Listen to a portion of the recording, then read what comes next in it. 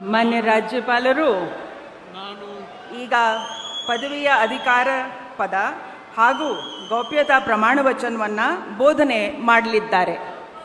ನಾನು ಡಿ.ಕೆ. ಶಿವಕುಮಾರ್ ಎಂಬ ಹೆಸರಾದ ನಾನು ಕರ್ನಾಟಕ ರಾಜ್ಯದ ಮುಖ್ಯಮಂತ್ರಿಯಾಗಿ ನನ್ನ ಪರ್ಯಾಲೋಚನೆಗೆ ತರಲಾಗುವ ಅಥವಾ ನನಗೆ ತಿಳಿಯದೇ ಬರುವ ಯಾವುದೇ ವಿಷಯವನ್ನು ರಾಜ್ಯದ ಮುಖ್ಯಮಂತ್ರಿಯಾಗಿ ನನ್ನ ಕರ್ತವ್ಯವನ್ನು ಮುಕ್ತ ನಿರ್ವಹಣೆ ಅಗತ್ಯವಾಗುವುದೆಂದು ಸಂದರ್ಭದಲ್ಲಿ ಅಲ್ಲದೆ ಅನಾತ್ಯ ಯಾರೇ ವ್ಯಕ್ತಿಗೆ ಅಥವಾ ವ್ಯಕ್ತಿಗಳಿಗೆ ಪ್ರತ್ಯೇಕವಾಗಿ ಅಥವಾ ಪರೋಕ್ಷವಾಗಿ ತಿಳಿಸುವುದಿಲ್ಲ ಅಥವಾ ಬಹಿರಂಗಪಡಿಸುವುದಿಲ್ಲ ಎಂದು ನನ್ನ ಅಜ್ಜನ ವೀರ ಗಂಗಾಧರ ಅಜ್ಜರ ಹೆಸರಿನಲ್ಲಿ ಪ್ರಮಾಣ ಮಾಡುತ್ತೇನೆ. ಶ್ರದ್ಧಾಪೂರ್ವಕವಾಗಿ ಪ್ರತಿಜ್ಞೆಯನ್ನು ಮಾಡುತ್ತೇನೆ.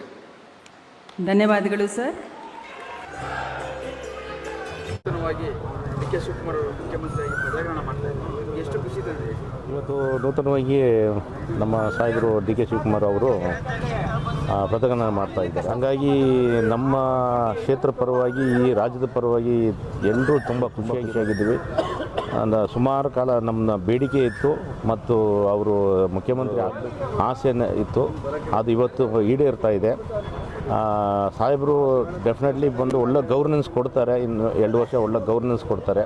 ಹಾಗಾಗಿ ನಮ್ಮ ಕ್ಷೇತ್ರದಲ್ಲಿ ನಾವು ಬಂದು ಒಂದು ಸಂಭ್ರಮ ಆಚರಣೆ ಮಾಡಿ TV ಮತ್ತು LED ಮತ್ತು ಸ್ವೀಟು ಆಚರಣೆ ಮಾಡೋಂಥ ಪಟಾಕಿ ಹೊಡೆಯುವಂಥ ಆಚರಣೆ ಮಾಡ್ತಾಯಿದ್ವಿ. ಅಲ್ಲಿ ಒಂದು 5,000 ಜನ ಮೇಲೆ ನಾವು ಕ್ಷೇತ್ರದಲ್ಲಿ ಸೇರಿ ಆಚರಣೆ ಮಾಡ್ತಾವ್ರೆ.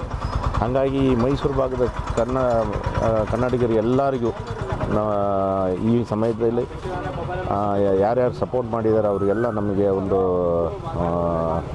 ಕೃತಜ್ಞತೆ. ಒಂದು ಸಮಯದಲ್ಲಿ ನಾವೆಲ್ಲ ಬಂದು ಈ ಒಂದು ಸಂಭ್ರಮವನ್ನು ಆಚರಣೆ ಮಾಡುವಂಥ ನಿಟ್ಟಿನಲ್ಲಿ ನಾವು ಇವತ್ತು ಮತ್ತು ಮುಂದಿನ ದಿನಗಳಲ್ಲಿ ಇನ್ನೂ ನೆಕ್ಸ್ಟ್ 2028ರಲ್ಲೂ ಇದೇ ಥರ ಬಂದು ಸುಮಾರು 150 ಸೀಟ್ ಮೇಲೆ ತರುವಂಥ ಕಾರ್ಯಕ್ರಮವನ್ನು ಮಾಡಿಕೊಡ್ತಾರೆ ನಮ್ಮ ಸಾಹೇಬರು ಅನ್ನೋದು ಬಂದು ಈ ಸಮಯದಲ್ಲಿ ಹೇಳಕ್ಕೆ ಇಷ್ಟಪಟ್ಟು ಎಲ್ಲರೂ ಖುಷಿಯಾಗಿದ್ದೀವಿ.